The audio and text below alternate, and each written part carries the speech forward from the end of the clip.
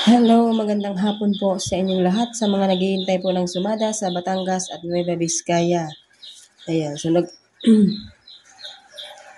kahit po mga madamot po ang mga taga Batangas, kahit po panalo ay hindi nagbabalato, 'di ba?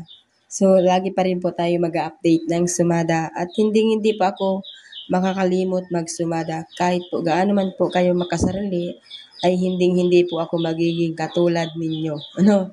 So yan lang po ang akin. Ayaw ko po kasi guys ng kung anong gawa sa iyo gagawin mo rin. No? Hindi po. Kasi guys, ano yun eh, ang tawag dito, may balik kasi yun. Kasi huwag kang maghiganti, huwag kang gumawa ng yung makakasakit sa ibang tao. Kaya nga po guys, dapat ano lang, tama lang. Kung ano yung pwede natin gawin, yun lang ang gawin natin. So, hindi po tayo pwedeng magalit or hindi po tayo pwedeng maghinanakit, di ba? So, kung halimbawa guys, yun yung gusto nila, so wala naman po tayo doon magiging reklamo. Kasi, ano nila yun guys, desisyon nila yun. So, hindi tayo pwedeng mangialam. So, ngayon, tayo po ay magbibigay ng still ng Batangas sa sumada.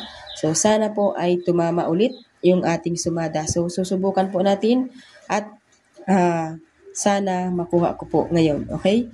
So, dito na po tayo guys.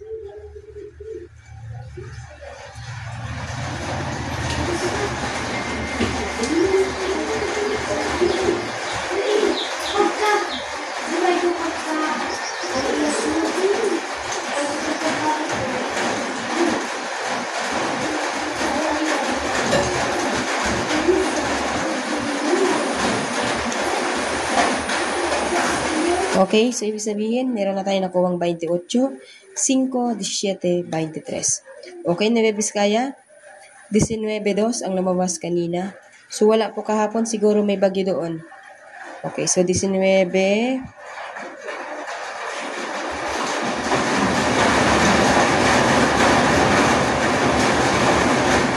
Umuulan kasi guys dito sa amin.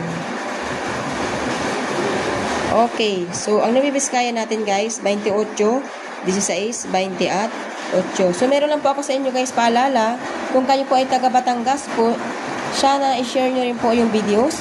Kung kayo naman po ay taga Nueva Vizcaya, sana po i-share din po ninyo itong videos. Ayan, so para din naman po yan sa inyo guys. Maraming salamat po and God bless po sa inyong lahat.